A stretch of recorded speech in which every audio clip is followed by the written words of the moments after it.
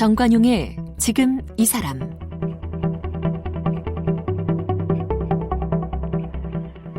여러분 안녕하십니까? 정관용입니다. 요즘 젊은이들이 많이 찾는 핫플레이스 가운데 한 곳인 서울 성수동, 그리고 여행객들이 이 바다 산책길 등 때문에 많이 찾는다는 부산의 영도, 이 둘의 공통점이 뭔지 아십니까? 바로 이 도시 재생 사업의 대표적인 성공 사례라는 겁니다. 최근에 이 대규모 재개발, 개발 사업 이런 거 대신에 정비 사업들을 촘촘히 모아서 주거 환경을 개선하는 도시 재생, 이게 전국적으로 큰 관심입니다. 그런데 또 도시 재생을 둘러싼 잡음, 부작용도 만만치가 않아요. 서울 물레동의 예술창작촌, 예술가들이 들어가서 도시 재생을 해놨더니 집값이 오르고 결국 예술가들이 쫓겨나는 이른바 젠트리피케이션이 벌어지는 거. 한때 핫플레이스였던 서울 삼청동, 또 경리단길 이런 데도 치세 없는 임대료에 원주민들 빠져나가고 개성 잃은 상권이 위기에 처했다고 하지 않습니까? 그래서 오늘 우리나라의 대표적인 도시 전문가이십니다. 서울시립대 도시공학과 정석 교수를 초대해서요, 진정한 의미의 도시 재생은 무엇인지, 행복한 삶을 위한 도시의 요건에 대해서 이야기 나눠봅니다.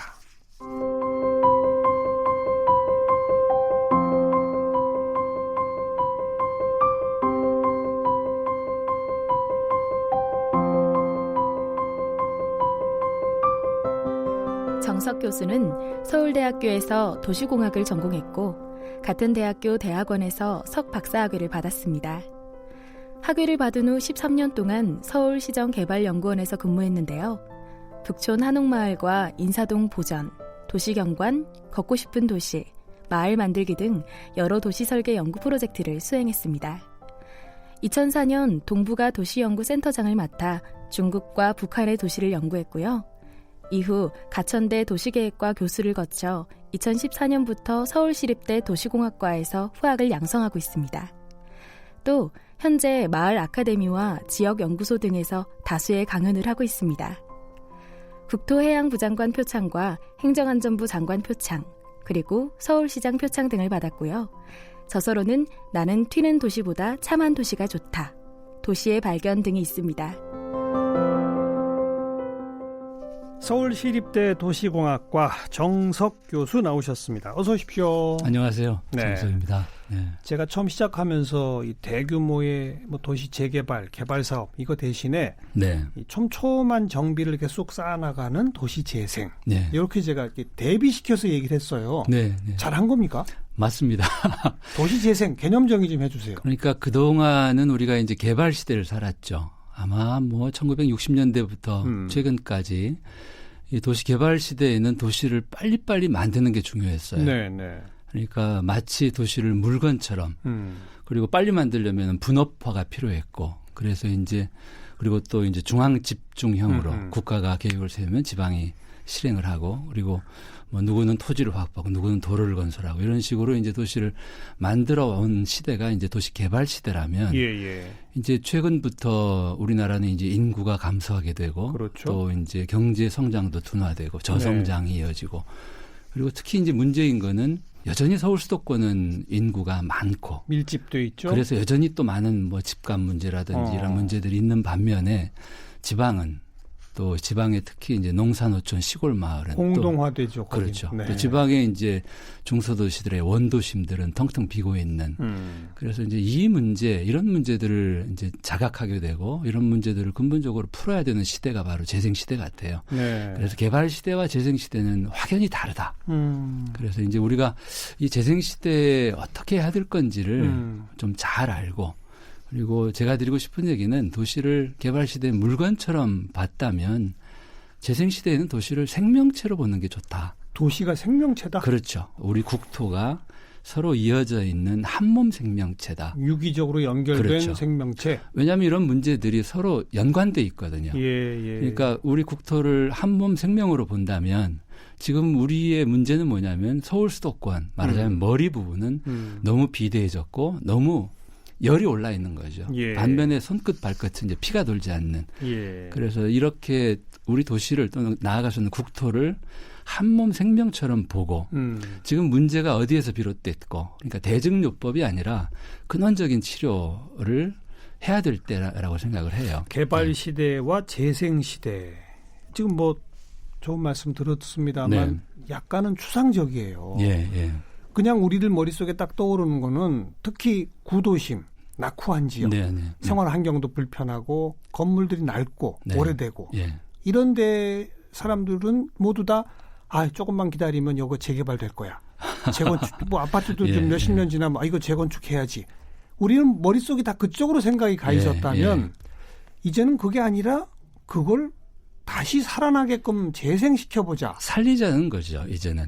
개발 시대에는 자꾸 사람이 도시에 들이닥치니까 계속해서 신개발 또는 신도시 또는 신시가지를 만들었죠.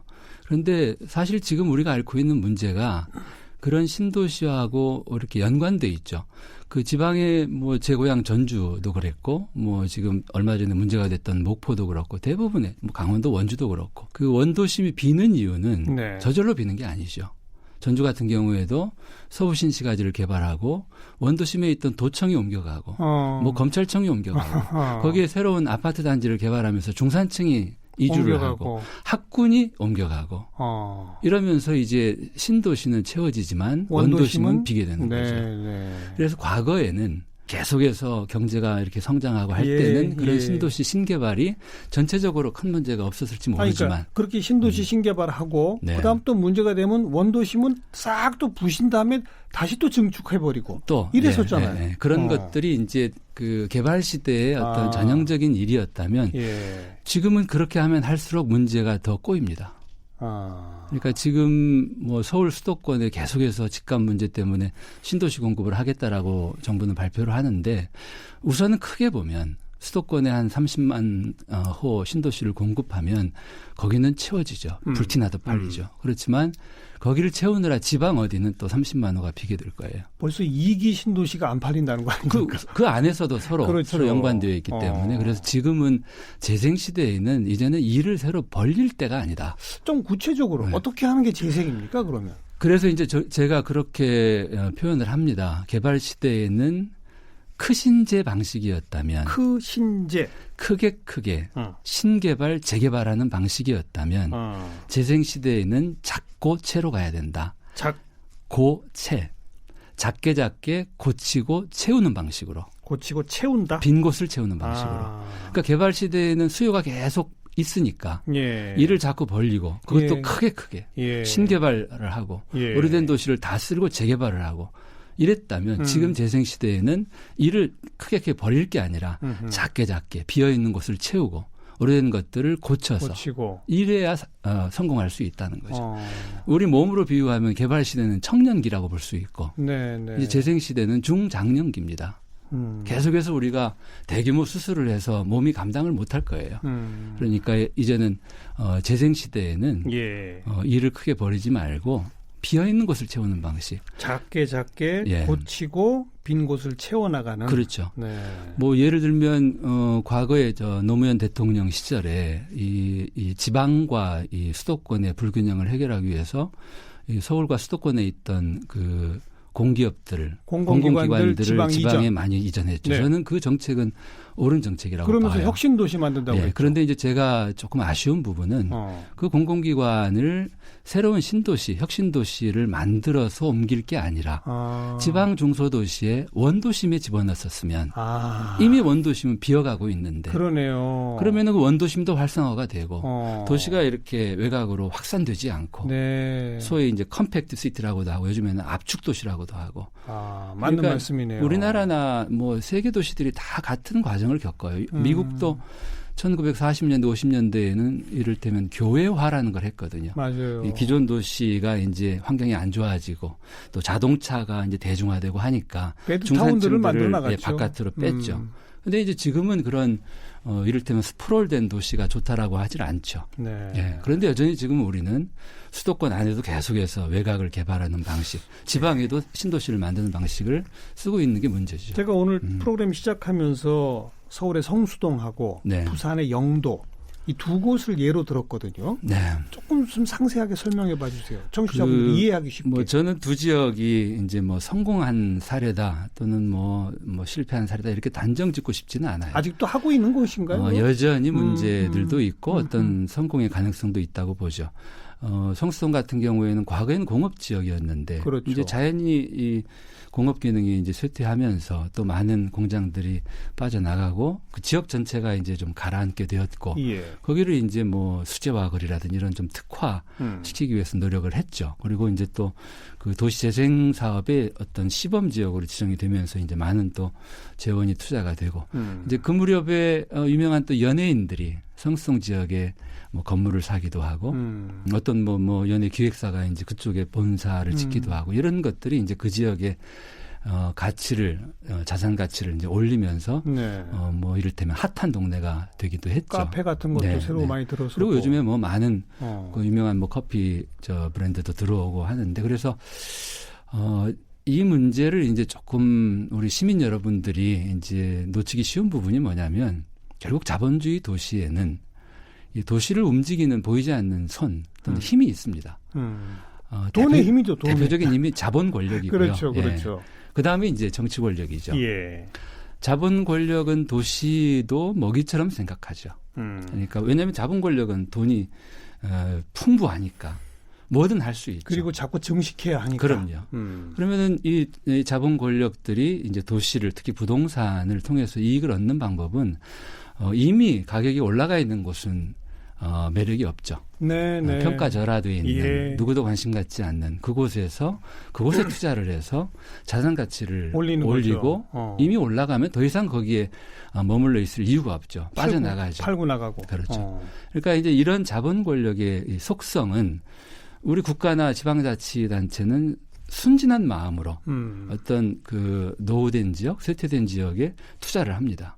그리고 그 지역에 공공 투자를 하면 그 지역의 자산 가치가 오를 가능성이 올라가는 거죠. 그렇죠. 이럴 때 이제 이 자본 권력들이 들어오는 거죠. 그러면서 젠트리피케이션 현상도 벌어지고. 네, 네. 그래서 이런 문제들을 우리가 조금 더 구조적으로 볼 수 있다면 우리 지역이 갑자기 이렇게 핫해지는 것, 네. 임대료가 갑자기 올라가는 것에 대해서 너무 좋아할 일이 아니다. 반길 일이 아니다. 그렇죠. 말하자면 내 몸의 체온이 급격하게 오르는 거와 예, 유사하죠. 예. 마을이나 도시나 어떤 거리나 예. 오래오래 가는 게 중요하죠. 지속 가능하려면. 그래서 건물주들이나 또는 거기에 들어와서 가게를 운영하는 임차 상인들이나 네, 네. 우리 마을이 하나의 생명이라면 지금 당장에 확 달아올랐다가 죽어버리는 것보다는 오래오래 가는 게 서로에게 좋다라고 하는 이런 것들을 같이 공유할 수 있어야 예, 이 문제를 예. 잘 풀 수 있을 것 같아요. 아까 그 과거 개발 시대는 크게 신도시 재개발 뭐 크신제였다면 네, 네. 이제는 작게 고치고 채운다라고 하셨잖아요. 그렇죠. 거기 하나 더 있어야 될 것 같아요. 천천히. 천천히 맞습니다. 너무 빨리 가면 안 되죠. 그러니까요. 맞아요. 예. 부산 영도의 사례는 어떤 건가요? 영도의 사례도 이렇게 좀 쇠퇴된 지역들에 이제 새로운 어떤 뭐라고 할까 활력을 이제 불러일으킨 데라고 하는데 저는 거기는 좀 그 양면이 있다고 봐요. 예. 그리고 이제 부산의 경우 영도 지역도 그렇고 이제 해운대 지역도 그렇고 최근에 굉장한 속도로 개발이 되고 있죠. 또 빠르군요, 거기가. 예. 그래서 이제 밤에 저도 올 봄에 이렇게 지인들과 함께 부산에 이제 여행을 가서 며칠 묵으면서 이렇게 최근에 개발된 핫한 동네들을 가보면 이렇게 저녁 시간에 그렇게 사람들이 많지 않습니다. 그러니까 아주 유명한 몇몇 식당이나 가게들은 사람들이 많이 있는데 이제 그리고 그 지역 분들 얘기는 이러한 뭐 특히 해운대 같은데 이런 개발에 대한 수요가 이 지역 사람들보다는 타 지역 사람들 또는 중국의 자본이라든가 이런 것들이 많다. 그래서 저는 부산이든 어디든 지금 뭐 서울도 마찬가지고 지금은 그렇게 과하게 일을 벌릴 때가 아니다. 네. 작게 천천히. 그럼 아직 우리나라에서는 도시재생의 모범사회라고 할 만한 데가 없는 겁니까? 저는 지금은 조심스럽게 좀 지켜볼 단계라고 생각해요. 네. 그리고 우리가 이제 도시재생 정책을 시작한 게 불과 뭐 10년도 안 되었죠. 박원순 시장 같은 경우가 그걸 이제 표면에 내걸고 뭐 사실 그 이전 이 서울의 지역에 총선거 하고 그러면은 국회의원 후보들은 너나 할 거 없이 이 우리 지역구에 재개발하겠습니다. 재건축하겠습니다. 이게 네. 공약이었었잖아요. 그게 근데 이제 그 이명박 그 서울시장이 취임하면서 이제 뉴타운 사업을 시작하면서 이제 전국적으로 뭐 타운돌이라고 부를 정도로 단체장들이나 뭐 국회의원들이 이제 뉴타운 공약을 내걸었던 그게 이제 2006년 지방선거, 2004년 뭐 총선.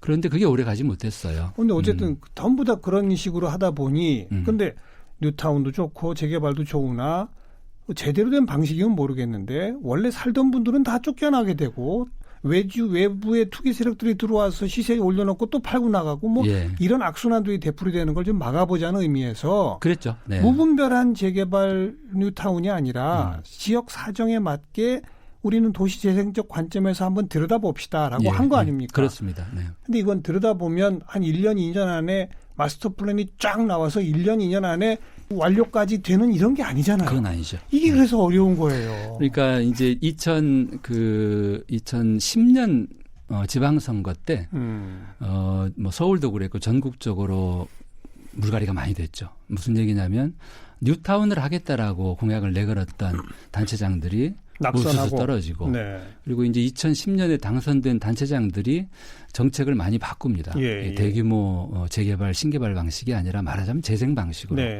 그리고 이제 2014년 선거에서 이제 재선을 한 단체장들이 그리고 그 무렵에 이제 전국적으로 미분양 사태 그리고 뭐 이런 더 이상의 뭐 뉴타운 재개발이 안 된다는 거를 깨닫고 그 뉴타운 저 도시재생법이 제정이 되고 이제 문재인 대통령이 후보 시절에 이제 도시재생 사업을 상당한 재원을 들여서 하겠다 도시재생 뉴딜 사업 공약을 했고 그래서 이제 지금 불과 2년 전부터 이제 국토부가 도시재생 사업을 하는 단계죠. 시작 단계다. 그래서 그리고 지금 옛날 방식이 아니기 때문에 이건 정말 1년, 2년, 3년 안에 눈앞에 가시적 성과가 딱 나오는 게 아닌 거죠. 그렇게 볼 수는 없을 것 같아요.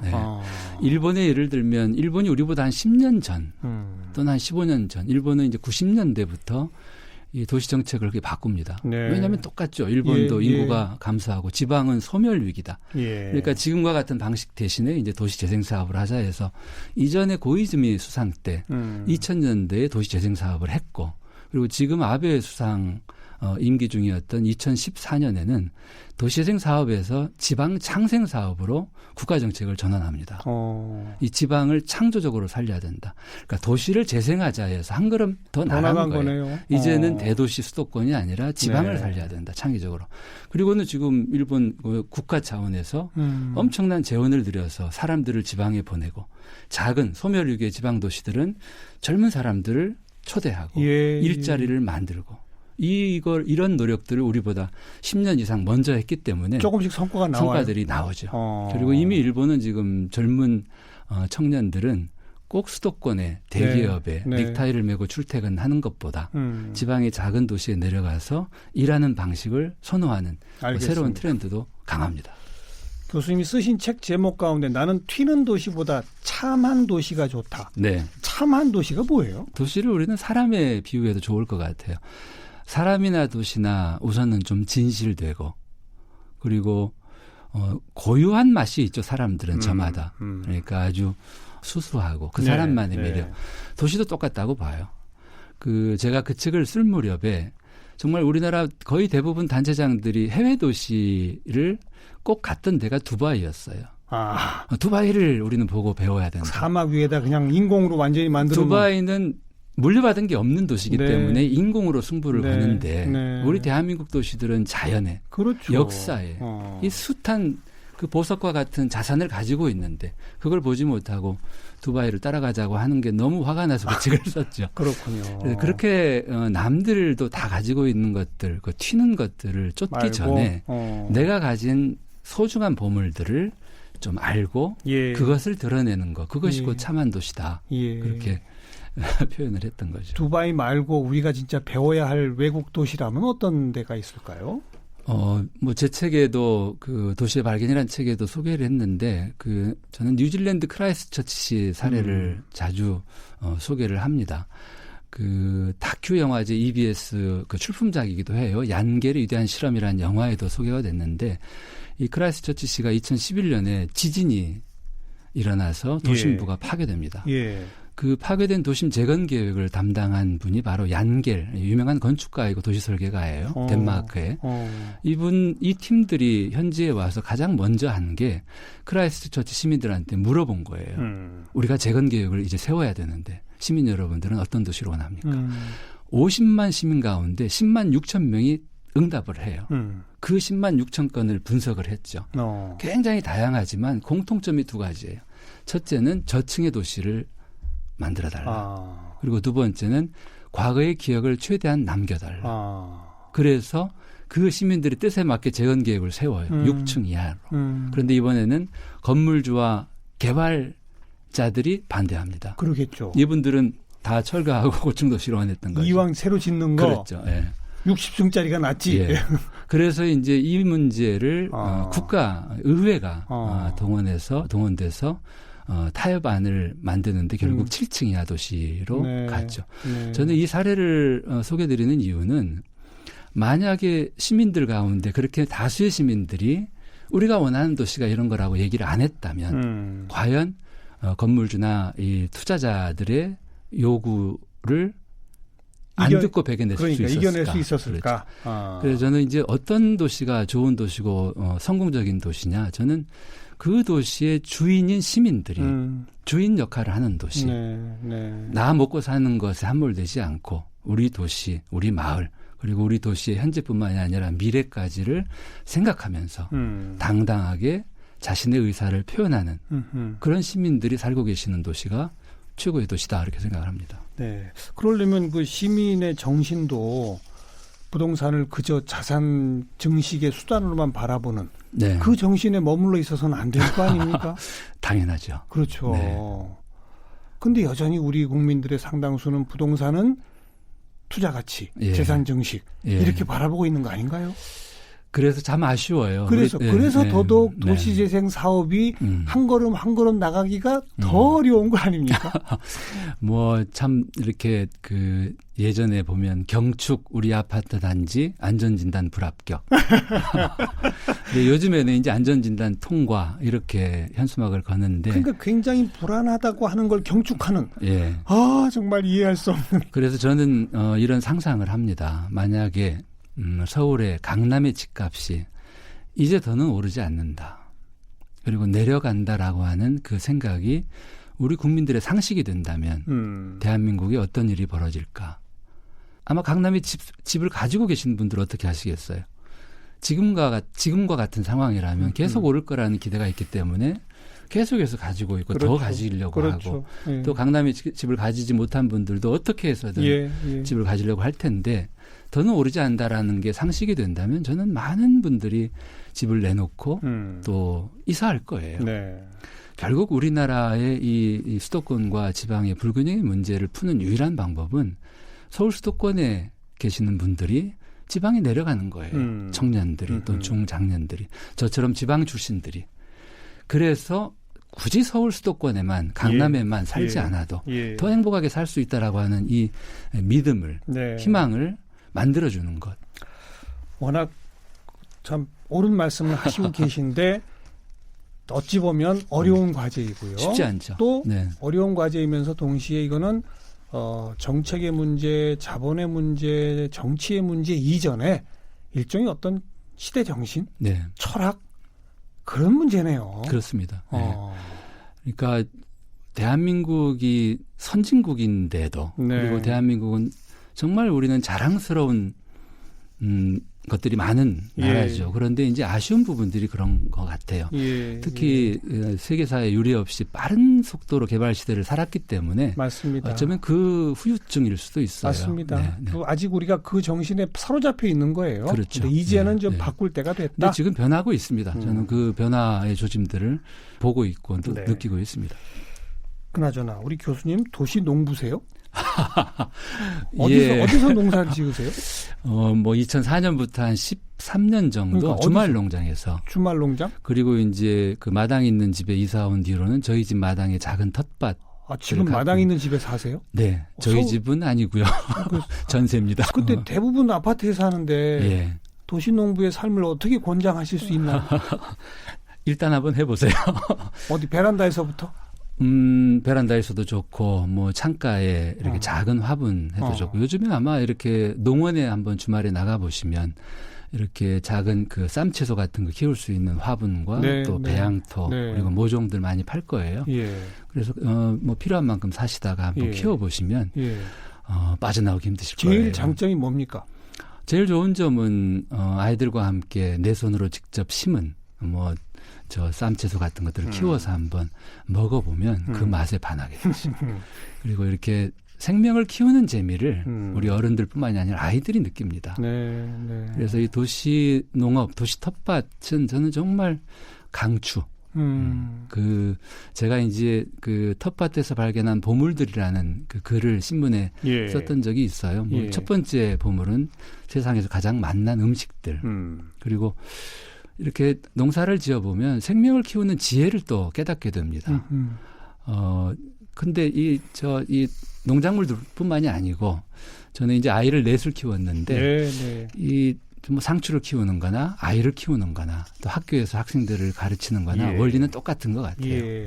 예. 그리고 이제 또 하나 제가 얻은 보물은 밭에 가서 일을 한 것 같은데 생각해 보면 쉬고 온 것 같고 네. 내가 이렇게 밭을 돌본 것 같은데 어찌 보면 밭이 나를 돌봐주고 나를 치유해주고 나에게 자유를 느끼게 해주고 네. 그래서 정말 텃밭 경험은 참 좋은 특히 중장년들에게도 참 좋고 우리 네. 아이를 둔 젊은 부부들에게도 강추합니다. 그러면 철학도 바뀔 것 같아요. 많이 바뀌었죠. 네. 아파트 다들 사시는데 어떻게 여쭤봤더니 정답을 딱 주셨네요. 요즘 진짜 화분에다 키우는 쌈채소. 그럼요. 이거 아주 네. 인기입니다. 네. 저는 그 어느 해 여름에는 우리 아이들이 다 맥주를 잘 먹어요. 그래서 이제 페트병이 수북이 쌓여서 네. 그 페트병 윗부분을 잘라가지고 페트병을 이렇게 줄줄이 벽에 이렇게 매달아서 페트병 화분을 만든 적도 있어요. 그러니까 꼭 이렇게 땅이 없어도 예, 예. 우리가 입체적으로 뭐 작게 아이디어를 내면 농사짓는 방법은 뭐 많을 거예요. 네. 네. 오늘은 앞으로 우리가 가야 할 방향, 이 도시 재생에 대한 생각 같이 나눠봤습니다. 서울시립대 도시공학과의 정석 교수였습니다. 오늘 교수님 고맙습니다. 네, 고맙습니다.